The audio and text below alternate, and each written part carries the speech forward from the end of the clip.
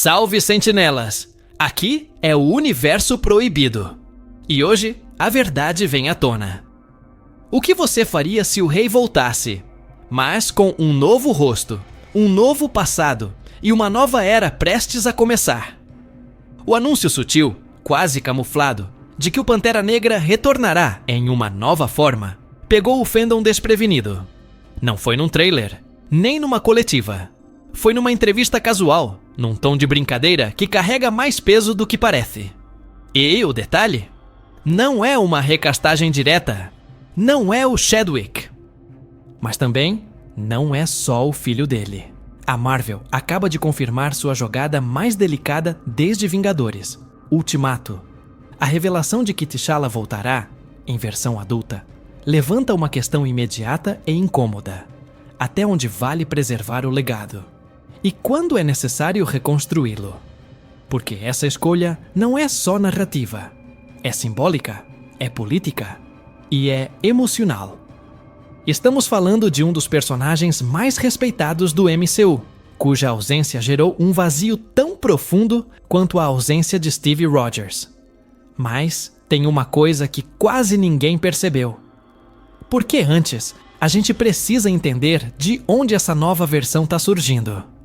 E o que ela revela sobre o futuro do multiverso e o soft reboot silencioso que já começou. Se esse conteúdo tá te conectando com as verdades do multiverso, já deixa o like e entra pra nossa linha secreta de inscritos. A Marvel tomou a decisão mais arriscada e ao mesmo tempo mais esperta possível: reviver T'Challa, sem precisar recastar Chadwick Boseman. O caminho? Envelhecer T'Challa Jr., o filho apresentado no final de Wakanda para Sempre. Mas isso não é só um salto no tempo. É uma manobra narrativa que resolve dois problemas de uma vez. Respeita o legado do ator original. E, ao mesmo tempo, entrega ao público aquilo que ele mais sente falta: um Pantera Negra clássico, atuando como pilar central do MCU. Visualmente, isso muda tudo. Imagine um T'Challa adulto, com traços inspirados no Chadwick, mas carregando uma nova energia, mais brutal, mais política, mais decidida. Um herdeiro que não apenas assume o trono, mas que precisa provar que é digno dele. E a Marvel já começou a plantar esse personagem discretamente. Primeiro, nos vazamentos conceituais de Secret Wars. Depois, no burburinho que se formou em volta do nome de Damson Idris. Mas tem um detalhe nesses rumores que quase ninguém comentou. E ele pode revelar qual será o verdadeiro estopim para o retorno do Pantera no coração da fase 7. Só que isso eu te conto no próximo bloco. Desde a morte de Chadwick Boseman, a Marvel caminhou numa corda bamba emocional e criativa. Reescrever a história de T'Challa sem parecer que está substituindo o ator virou uma missão quase impossível. Por isso, a solução de envelhecer o filho dele, o jovem Toussaint, não foi só pragmática. Foi simbólica. A Marvel não quis apagar Chadwick, mas também não quis enterrar o Pantera Negra. Essa é a linha tênue que Kevin Feige está seguindo: preservar a memória e reconstruir a mitologia ao mesmo tempo. Nos bastidores, Ryan Coogler já indicava que havia um plano de longo prazo para o menino. A cena pós-créditos de Wakanda para Sempre não foi uma homenagem solta. Ela era o início silencioso de um arco que se conecta diretamente com os eventos de Secret Wars e Black Panther 3. E se a Marvel está disposta a segurar Shuri como Pantera apenas até Doomsday? Isso significa que o verdadeiro retorno de T'Challa como protagonista está reservado para depois da próxima grande guerra multiversal. Mas isso levanta uma questão que divide o fandom. O novo T'Challa será apenas um sucessor? Ou será apresentado como o verdadeiro herdeiro do trono, aquele que deveria ter assumido desde o início? Por que esse tipo de retcon emocional, onde se reescreve o futuro mantendo o passado intacto, já foi usado antes no MCU? Lembra da reintrodução do Hulk com o Professor Hulk? Era o mesmo personagem, mas não era mais o mesmo peso simbólico. A Marvel está tentando o mesmo com o Pantera. Só que aqui, o risco é muito maior. Ainda mais porque esse novo T'Challa precisará herdar não só o traje, mas também o fardo político e espiritual de Wakanda. E isso nos leva à escolha mais comentada: e mais camuflada dos últimos meses, Damson Idris. Um ator jovem, carismático, mas com um ar mais tenso, mais urbano, que pode refletir uma nova fase do personagem. Mas será que ele foi mesmo escolhido? E o que exatamente ele deixou escapar naquela entrevista? Durante a divulgação do filme F1, Damson Idris foi questionado diretamente sobre estar envolvido com a Marvel como o novo Pantera Negra. A resposta? Yes, no. Uma negativa afirmativa. O tipo de frase que no código não oficial de Hollywood significa sim, mas não posso dizer. Esse tipo de ambiguidade não é à toa. É o que atores fazem quando assinam NDAs pesados e têm algo grande a esconder. E no caso de Damson, a comparação com o conceito vazado de um T'Challa adulto em Secret Wars só reforça a suspeita. A arte conceitual vazada meses atrás traz um Pantera mais esguio, com traços marcantes e feições semelhantes às de Idris. Não é uma confirmação oficial, claro, mas também não é coincidência. A Marvel sempre trabalhou com planejamento visual antecipado. Vide o uniforme do Sam Wilson revelado em arte antes mesmo do episódio final de Falcão e o Soldado Invernal. E esse padrão parece estar se repetindo aqui. Mas não se trata apenas de aparência. Damson carrega um tipo de intensidade que casa com a nova fase do personagem. Um T'Challa mais jovem, forjado fora dos rituais clássicos, sem o peso direto da realeza, mas ainda assim herdeiro legítimo. Isso abre espaço para conflitos internos fortes. Ele seria aceito pelo povo de Wakanda? Shuri cederia o manto de bom grado?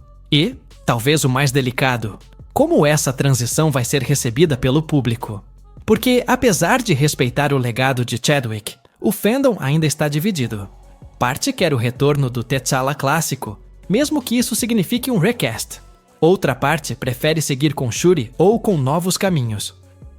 Damson Idris entra nesse vácuo como uma ponte. Nem reboot total, nem uma simples sequência. Mas tem um detalhe escondido em Secret Wars que pode mudar tudo isso. Um ponto que conecta o novo Pantera à lógica do Battleworld. E não é só uma escolha de elenco.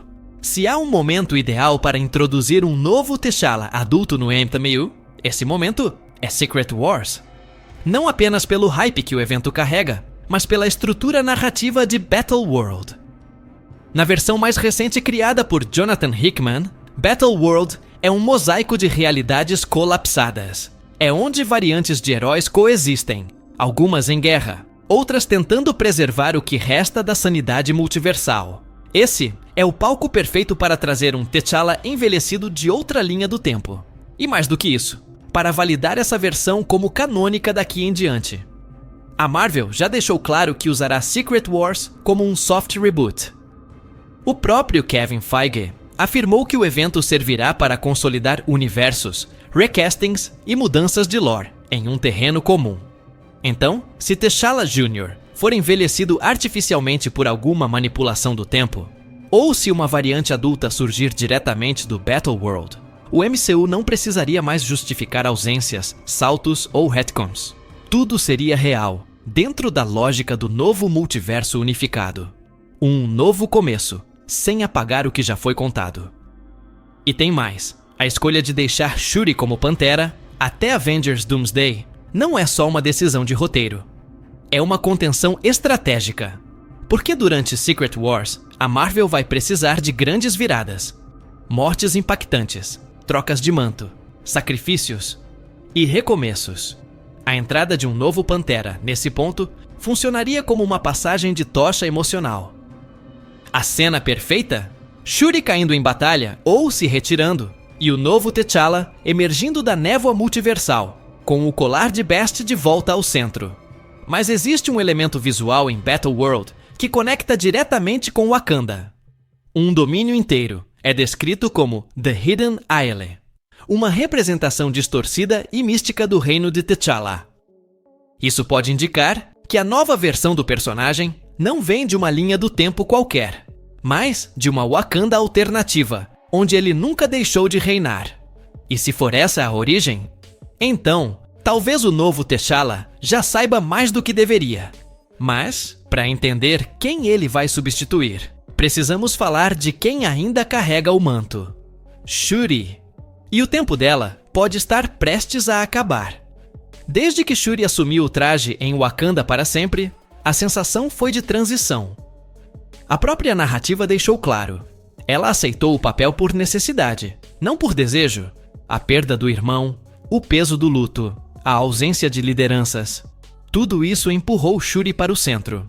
Mas agora, com a estrutura de Secret War se aproximando, a permanência dela como Pantera Negra já não parece sustentável, nem para o roteiro, nem para o MCU em reconstrução. Ryan Coogler deu pistas em entrevistas de que a evolução emocional de Shuri culminaria com ela se distanciando do trono. E se observarmos a progressão de personagens similares, como Thor em Love and Thunder ou Steve Rogers em Endgame, o padrão é claro. Heróis em crise cedem espaço para figuras simbólicas mais alinhadas com o novo ciclo. Shuri pode ser essa ponte, mas não é o destino final do legado. E há uma fala em especial que entrega isso. Em Wakanda para sempre, quando ela diz "Eu não sou como ele", ao se referir ao irmão, o subtexto é claro. Ela não se enxerga como sucessora legítima. A ciência é seu domínio. O trono é um fardo. Essa dissociação emocional é o prenúncio da passagem de manto. E não seria surpresa se, em Black Panther 3, ela já aparecesse como regente, ou até mesmo fora de Wakanda, enquanto o novo T'Challa assume a armadura. Mas há um fator que pode acelerar essa mudança, e ele atende pelo nome de Denzel Washington, porque a entrada dele como antagonista muda não apenas a escala da ameaça, mas também a simbologia do confronto. E se o novo Pantera for forjado nesse embate, a renúncia de Shuri pode não ser uma escolha, mas uma necessidade. Quando Denzel Washington confirmou que está no elenco de Black Panther 3, o impacto foi imediato. Mas o detalhe mais revelador veio depois. Ele será, segundo vazamentos internos, o antagonista do filme, e não qualquer vilão. Tudo indica que será uma figura política, articulada, talvez ligada às camadas mais antigas de Wakanda, ou a uma aliança global. Um tipo de ameaça que não se enfrenta com tecnologia ou força bruta, mas com legado. Denzel representa mais do que um ator de peso. Ele é um símbolo de autoridade, de presença moral. Colocá-lo contra um T'Challa em ascensão é uma escolha narrativa que carrega subtexto. Não se trata de destruir Wakanda, mas de questionar quem merece comandá-la. E isso encaixa perfeitamente com a transição de poder de Shuri para o novo Pantera. Denzel pode ser o catalisador da ruptura. Um personagem que força Wakanda a repensar sua liderança, seus rituais e principalmente sua herança. Nos quadrinhos, existiram figuras parecidas. O próprio Achebe, em algumas fases, encarnava esse tipo de vilão intelectual, perigoso pela manipulação, não pela violência direta. Outros apontam para uma adaptação livre de personagens como White Wolf, ou mesmo uma versão mais sombria de Zawahiri, o xamã da corte. Mas independente da origem exata, o papel de Denzel parece ser o de instabilidade interna. E isso é ainda mais perigoso do que uma invasão externa. Mas tem uma fala do próprio ator que ninguém levou a sério, e que pode indicar como ele será introduzido no MCU. Algo dito de forma informal, como se não fosse nada, só que naquele contexto faz todo o sentido. Pouco antes de confirmar oficialmente Black Panther 3, Kevin Feige soltou uma informação que passou batida por muita gente. Nate Moore, um dos produtores mais influentes da Marvel, estava deixando o estúdio. Moore não era apenas mais um nome nos créditos. Ele era o arquiteto silencioso por trás de Wakanda. Desde Falcão e o Soldado Invernal até o próprio Wakanda para sempre, sua mão estava presente em cada decisão estratégica. A saída dele muda o jogo nos bastidores. Porque quando um produtor desse nível sai, o tom das histórias tende a mudar. E o mais curioso, Feige usou o anúncio de Black Panther 3 quase como cortina de fumaça para essa notícia. Como se dissesse, temos um plano, ao mesmo tempo em que perdia o homem que executava esse plano nos bastidores. O que isso significa na prática? Liberdade criativa para Ryan Coogler, sim. Mas também uma possível ruptura no estilo e no foco da franquia. Vale lembrar que Nate Moore estava envolvido com projetos como Armor Wars e Eyes of Wakanda, ambos impactados por cortes recentes da Marvel. E isso aponta para um movimento interno de retração, onde a Marvel está limpando a casa, priorizando qualidade e centralizando decisões. Nesse contexto, a nova fase de Black Panther pode representar mais do que uma troca de protagonista. Pode ser o recomeço de um núcleo inteiro do MCU, com novos nomes, nova energia e novas apostas. Mas o mais intrigante é o tempo. Moore ainda está envolvido com Black Panther 3, mesmo após sua saída. Ou seja, esse será o projeto de transição, onde o passado e o futuro da franquia colidem. Só que isso nos leva a uma pergunta incômoda. E se essa transição for mais profunda do que parece? Com tantas peças se movendo ao mesmo tempo, novo protagonista, vilão de peso, saída de produtor e reorganização do multiverso, fica difícil acreditar que a Marvel está apostando em um único Pantera Negro para o futuro. E é aqui que entra o elemento mais subestimado de Secret Wars, a possibilidade de coexistência entre múltiplas versões do mesmo personagem. Não é teoria solta. É estrutura narrativa anunciada. Nos vazamentos e concept arts ligados ao evento, há sugestões visuais de panteras com trajes distintos, oriundos de reinos alternativos. E isso abre caminho para algo que poucos estão considerando: a presença simultânea de mais de um T'Challa. Um como figura política, outro como guerreiro. Um herdeiro de sangue, outro forjado no caos do multiverso. Isso já aconteceu antes? Na saga Time Runs Out, versões divergentes do mesmo herói são colocadas frente a frente, testando ideologias, coragem e legado. E se Killmonger voltasse, por exemplo, como Pantera em uma linha do tempo alternativa? Essa seria a subversão definitiva da proposta inicial. O próprio Michael B. Jordan já falou publicamente sobre estar aberto a retornar, desde que a história justificasse. Secret Wars pode ser esse pretexto. Uma espécie de redenção de sua versão, ou o espelho sombrio que fará o novo T'Challa provar seu valor. Mas a reviravolta mais ousada seria outra: o Pantera que conhecemos não ser o principal, e sim uma entre várias versões, todas colapsando num mesmo destino. Se isso acontecer, Black Panther 3 não será apenas um filme de transição. Será o reinício total do mito de Wakanda, dentro de um novo MCU, consolidado, unificado e finalmente liberto do peso da ausência. E nesse cenário, a pergunta muda. Não é mais quem será o novo Pantera, mas quantos ainda surgirão? Porque o manto pode ser único, mas o legado agora é fragmentado. E a Marvel sabe exatamente o poder que isso tem. Se você também acha que esse reboot escondido pode estar só começando... Me diz nos comentários o que você espera ver em Black Panther 3. E para continuar nesse clima de conspiração e transição, clica aqui no nosso vídeo sobre o Doutor Destino do Robert Downey Jr. Porque aquele frame muda tudo o que achamos que sabíamos sobre o futuro do MCU. Nos vemos lá, sentinelas!